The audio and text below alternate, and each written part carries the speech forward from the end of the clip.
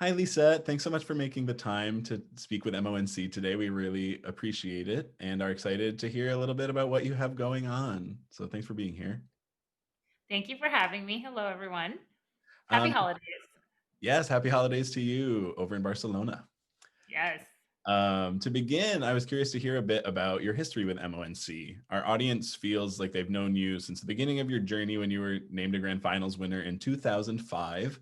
What good memories do you have of the competition and interfacing with our volunteers? Oh, actually, the Met competition was, I'll never forget every moment of that day, especially the day of the finals, because the MC was Susan Graham, whom I've gone on to sing with many times in my career. And at the time, I was such a huge fan of Susan Graham. I still am a huge fan, but I had never met her in real life. And I was like, oh, I was so starstruck when I met her backstage. And she was getting her makeup done next to me backstage in the dressing room area. And she said to me, "Are you nervous?"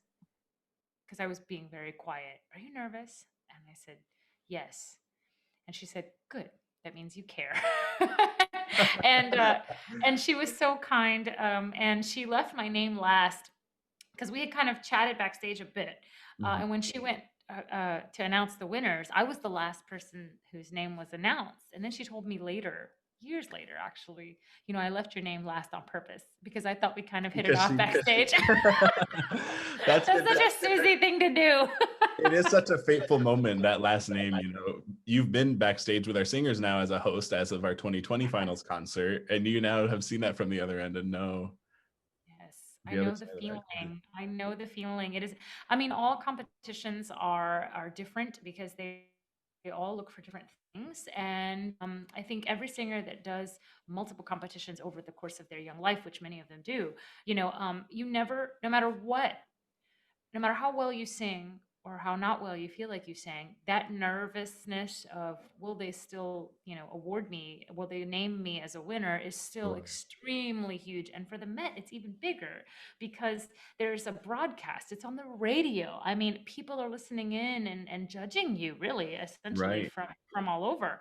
So it's a very it's a huge opportunity to be heard by so many people. So I think even if you don't win, become one of the winners, because really it takes a great deal of effort and courage and work to even get to the point you get to be a semifinalist. But even if you don't win, the experience that you get singing for the National Council is one that you don't get in any other competition in the world. Yeah, singing on that concert is a really special day. And I remember this year there was a singer in the concert who was speaking with me backstage just about those nerves, and then realizing that everyone there is wanting her to succeed. And everyone there wants to see you shine and do your best that day. And it's not about the winning, it's just about the hard path, knowing what it takes to study this art form and getting to sing on stage with the Met Orchestra is just, That's a right. once in a lifetime experience. So It is. And even between the semifinals and the finals, there's that week in between where you're doing coachings. You are regularly exploring your arias and working through your arias to fine tune them even more for the concert at the Metropolitan Opera every single day. And you're getting to see Met Opera performances probably for the first time in your life if you've probably never been to the Met before. And sure. I remember when I was 21 and I was sitting in like the second row of the orchestra to watch Don Carlo. And I saw Falstaff and I saw Der Rosenkavalier. I saw three operas that week, and it was with Susan Graham, actually, Der Rosenkavalier. And it was just, I mean, my experience and every singer's experience up until that age usually is college, university, maybe conservatory, maybe a small opera house if you're lucky. Right. But most people have had no experience beyond that, and they've never seen the Metropolitan Opera put on its show and do what it does in person. And it is the most overwhelming experience for any young singer. I wish that for everyone. I really do. Yeah. Well, you've really shown your support for these singers, which we'll come back to in a bit. Um, but the pandemic has really let us see how multifaceted, some of our favorite singers like you are. You're no exception to that. And you've been so committed to the opera industry in new ways this year. And I'd wondered if you would tell us a bit about your online masterclass that you have going on. Sure, I would love to.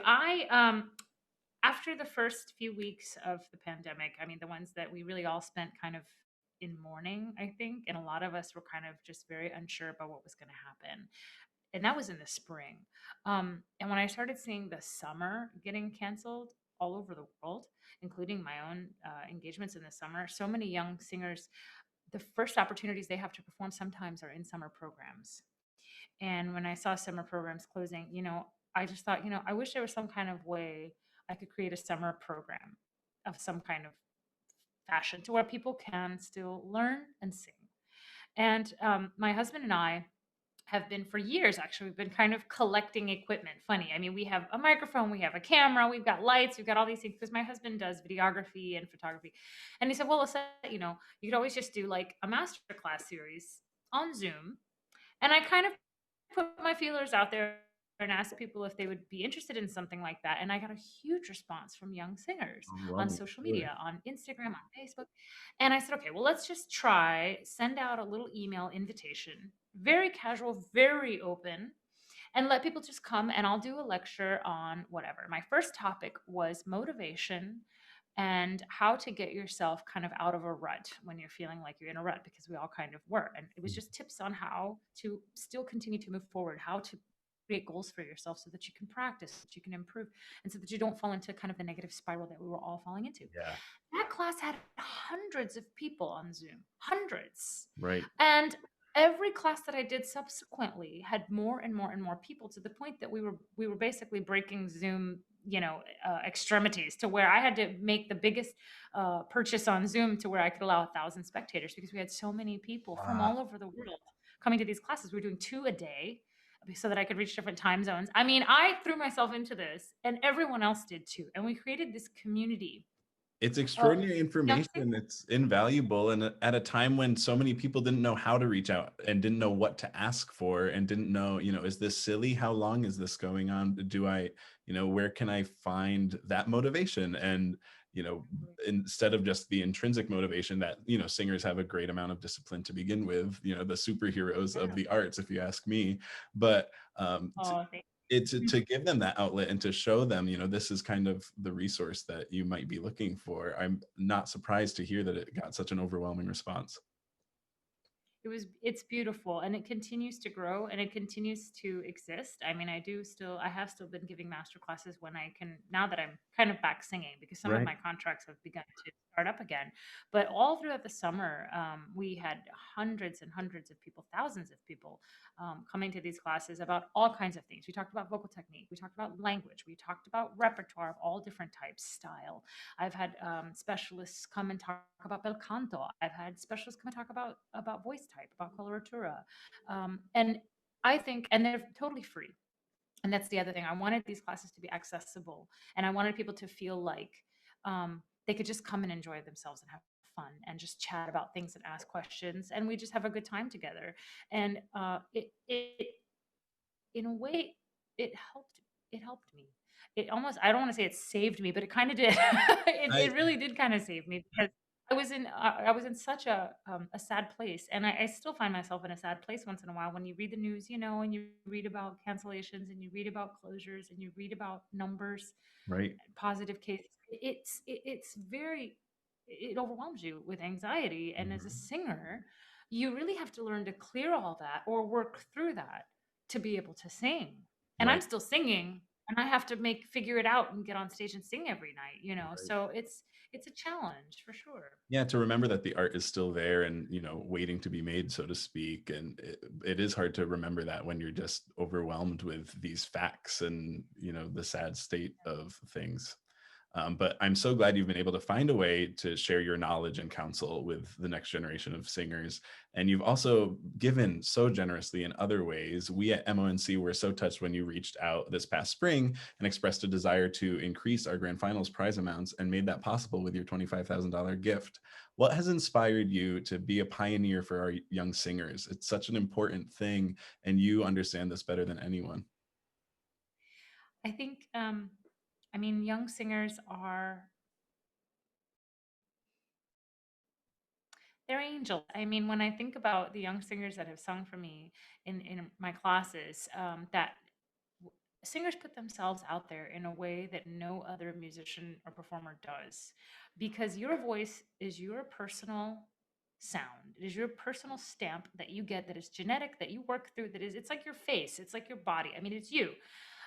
It doesn't come in and out of a box. You don't purchase a fancier version of it because it's made of a better material. You make it and you're born with it. And because of this, I have a great love, and I've always had a great love for singers, and the unique sound of the human voice. And young singers in particular don't always have the opportunities or the privilege, really, that it takes to train to a certain level. And this is something that I experienced when I was younger, because I mean, I came from an immigrant family. I went to a state university, and I was lucky to get a scholarship to university because of my grades. But also, I sang my way through college. I mean, we all do. We sing church jobs, we sing, weddings, we will sing anywhere anybody will hear us and will pay us to come and sing. We do that. So I know the struggle. And in particular, I know the struggle when it comes to how the financial issue of it, because like I said, I came from an immigrant family. If it hadn't been for patrons and people helping me to buy a dress for the Met competition, to buy, in fact, I have these two ladies that I always thank and I always remember in my heart, from Baton Rouge, Louisiana, who took me shopping when I won the regionals in the Gulf Coast. They said, "Now you're going to New York and you might be there for a whole week. We're going to take you shopping and buy you some clothes," because all I had was college, Louisiana State University clothes. I had Sure. like college t-shirts, I had like jeans. I mean, I didn't have nice kind of really appropriate attire. And You were a so college they, student. Yeah. yeah, I was a college student. Exactly. And I was just barely making ends meet as it was.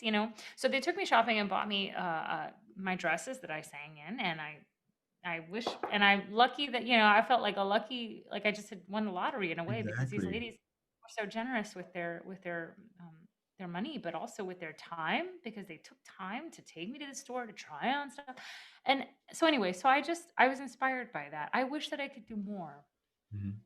I feel like it's one thing to not everybody can give financially, I get that, but maybe you can give with time, you can give with friendship, maybe you can give by listening to a singer and talking to them and letting them express their insecurities to you. And this is what these master classes have done. Even if, you know, I'm not charging people to come to the classes, but I'm letting them come and talk about stuff and talk about the things that nobody, feels comfortable talking about with somebody that's not also a singer. So in a way, any way that I can create space for people and inspire other people to create space for people in whatever way they can give, You've done a hey, I'm here remarkable for that. job And I of, think that that's one following these through years on those motivations and really those taught missions us of that they yours. need. And not only that, but also inspiring others to do the same. And that, you have done all of the work that, opera advocates could hope for. So thank you for that. And you started to talk about how you're back singing, actually. And I was wondering what else you could share with us about what it has been like to keep singing in Europe, and you're in the midst of a run of La Traviata. What has that been like for you? Yeah. Honestly, it's been a little bit of a roller coaster, because where one engagement has cropped up, another one has fallen. And so I'll lose one thing and then get something else. And I have, my contracts that I've had all year long, because opera contracts, as you guys very well know, they get usually kind of given many years in advance, and you kind of make these plans years in advance. It's not like, but now everything is like, hey, do you want to come next week and do this thing, or do you want to? Are you available tomorrow to fly to here? And that is so new to me. And that is only 2020 year of COVID. And I don't operate on that kind of at least I didn't before this year. I didn't operate on that kind of a schedule. I need like A time. planner. Yes, exactly. Especially if it's singing. I mean, roles take time to get into your body and take time Oh, to learn and memorize and really prepare. You can't to live just in those characters. Yes. Even if you know the music, you can't just roll out of bed and, oh, tomorrow I'm going to just sing this opera. I mean, I suppose you could, if you really, really, if you were a professional, you had the experience, and you were like, okay, I can definitely do this, but that takes a lot of guts. Absolutely. Yes, I had some contracts that were still not canceled, that I was so shocked by. Like, I had a contract in Vienna, and it was my debut. It was a new production of the Abduction from the Seraglio, Mhm. and I was so hoping that it wouldn't get canceled. And months went by and they didn't cancel it, and they didn't cancel it, and they didn't cancel it. And I was like, okay, I'm getting ready to get on this plane. I'm going. Is it gonna? And it wasn't canceled. And we got Yeah. there. And excuse me.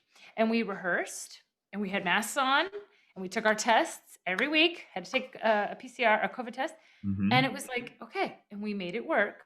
And that was my first like real major contract of a production that had not been canceled. That was a real original contract of mine for years. And Wow. after that, pretty much everything around it also was canceled or modified in some extraordinary manner. Okay. Yes. It's the year of modification. Yeah, You absolutely. know? Well, to that end, we're wrapping up on time, but I know many people are curious about the future of the opera industry, what it's going to look like and feel like, to be back there after all this, and what, the reimagined theater experience is going to be. While it's impossible to know all of that, what words of encouragement do you have to share with the opera goers in our MONC community as they're, following along and supporting our singers this season? Well, I definitely think that there is no shortage of desire to still hear the human voice in real life. I think that having screen time and hearing people on broadcast and on the radio is a nice patch job, but I don't think it's ever going to become the new roof. And I don't want it to become the new roof in this storm, if you will, because I really do feel like the difference of hearing a human voice live. I actually had someone tell this to me the other night when I sang La Traviata here in Barcelona. He came up to me after the performance outside, masks on, and he said, I was shocked.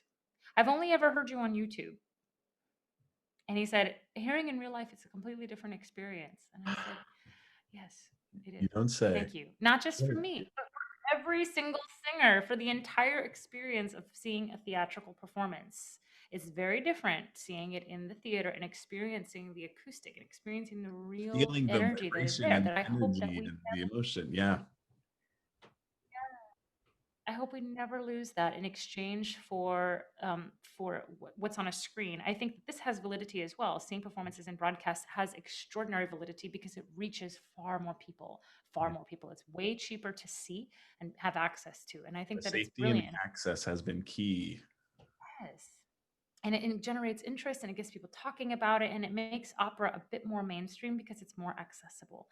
But at the same time, the theatrical experience is the real experience, is the true like the real operatic experience. And I don't, and not just opera, but every art form. Watching dance and watching and listening to orchestral concerts and seeing choruses and all that, that has to be experienced where it can hit you in your ear, not through your Mhm. speakers. And that's what I just hope that we can still come back to at some point. And I know audiences want that as much as we do. Yeah. Well, we'll be back there someday. And, I look forward to hearing you in person again someday. But this was so lovely to catch up with you this way. The technology is great for things like this. And Yeah. we really appreciate you speaking to us and all the work you do for our singers. It really makes a difference, especially this year. So Thank thank you for your you so time. much. Thanks very much.